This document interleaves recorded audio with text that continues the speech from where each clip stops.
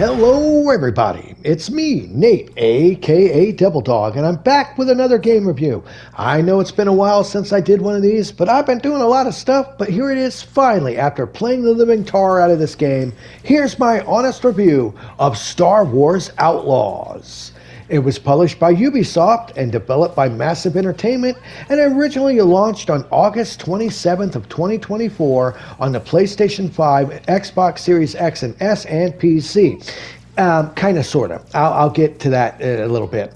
Now, what exactly is this? Well, it is an open-world action-adventure game where you play as Vess, a bounty hunter, in a third-person adventure where you get to use all kinds of different blasters that have different multiple modes to them, your melee attacks of enemies, and environmental objects that you can interact with, including the classic exploding barrels. It even has something that I'm going to call a Red Dead style bullet time mode, where you can tag your enemies in a slow-mo, hit the trigger button, and shoot on them with your blaster and kill them all in a big group.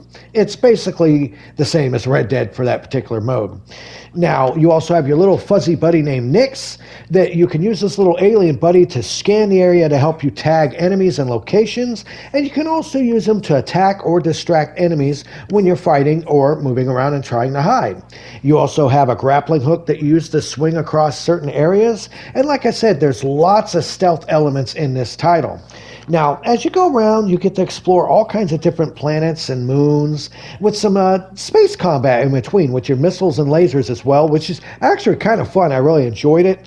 Where you also can travel to different space stations throughout, where you can trade items and do additional side missions and get credits that you use for your customization of your gear and other items. You fly in your ship called the Trailblazer, by the way.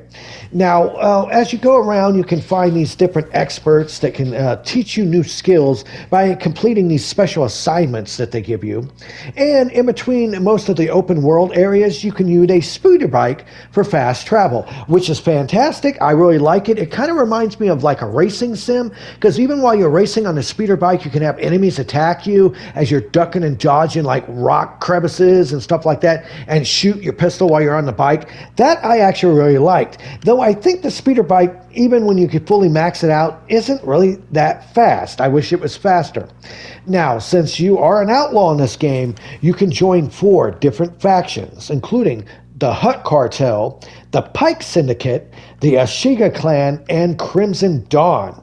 Now, much like most of these other games, if you join one and you do their missions and you stay in the good with them, your ranking will go up. It starts from poor and you can get it up higher, which will add different stuff like different perks, different discounts for upgrades and items. And naturally, whatever you do also affects all the other gangs, all the other clans. So if you're doing certain things, you're probably going to lower your liking level in other clans to where they're not going to like you and probably shoot at you on sight when they see you.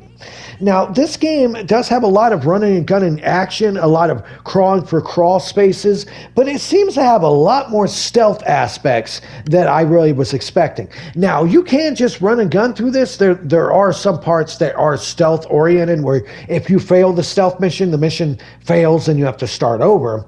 But the majority of it gives you the option of doing stealth, like shooting cameras to where they can't see you, reprogramming computers and the open doors and sneaking up and attacking people from behind. And you can do that, or if you get caught, you can just do what I like, just running and gunning action with you're just blasting everyone with your pistol.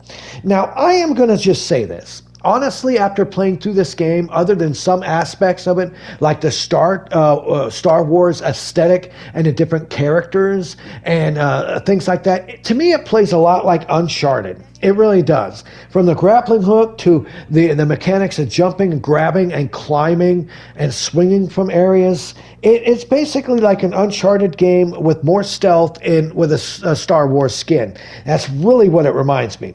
Now, overall game length for this title isn't that bad. You're looking at about minimum of 20 hours or so. You might be able to do it faster than that, but I was at 22 and a half beating it the first time. So you get 20 plus hours, but since this is an Ubisoft Ubisoft title, if you go and want to do all the side missions and everything, you're looking well over 60 to 100 hours if you want to do that, especially if you're one of these die-hard trophy hunters. Now, as for the overall game world size, they first compared it to like one of their other games, which was Assassin's Creed, and I don't think it's as big. It really isn't as big, even though it is a huge game.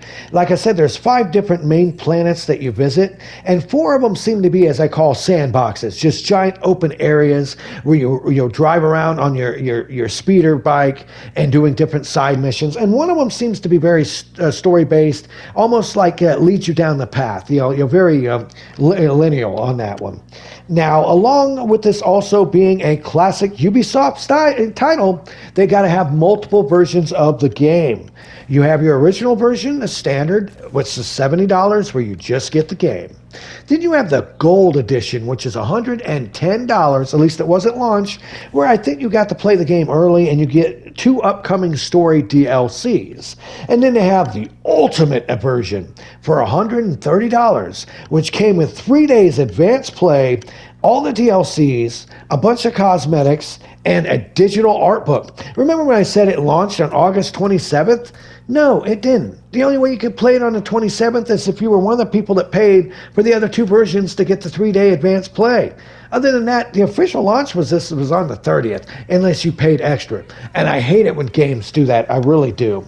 Now, I have to actually point out a couple parts with this that bothers me, and I'm not going to say this is a bad game. It is a good game. It plays very well. It has a ton of different options, so if you have any sort of disability, visual, hearing, or anything else, it's got so many options to it, much like an Uncharted game, that make it where just about anybody can have a fun time playing this title.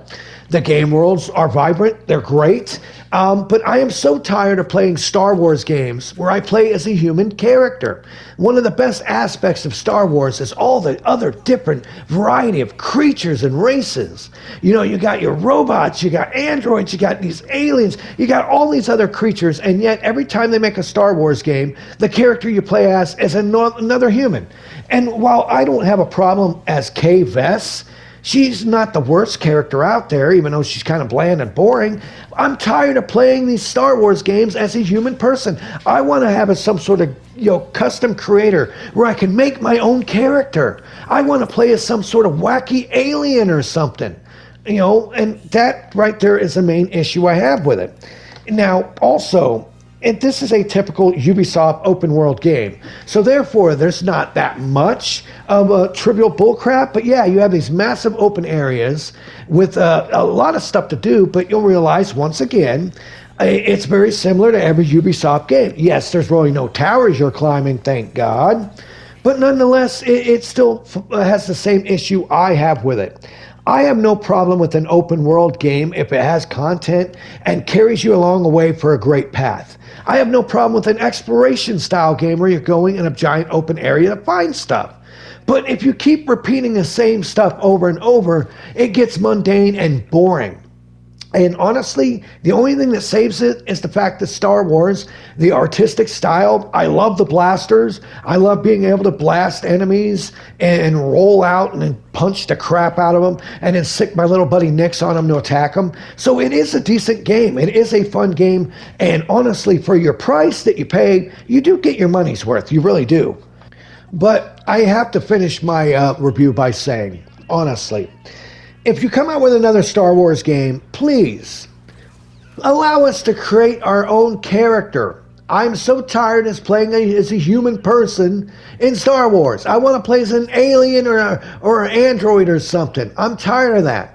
And in this day and age, every single game has to copy off of everybody else. There's no good original ideas. And if you play this for about 20 minutes, you realize, yeah, other than the speeder bike aspects and the open world, which is nice, the gunplay isn't really that great. It's decent. The melee attacks really aren't nothing special. And the overall gameplay itself is nothing more than a reskinned version of Uncharted. And while that's not a bad thing, to me, it just doesn't really bring anything really new to the table.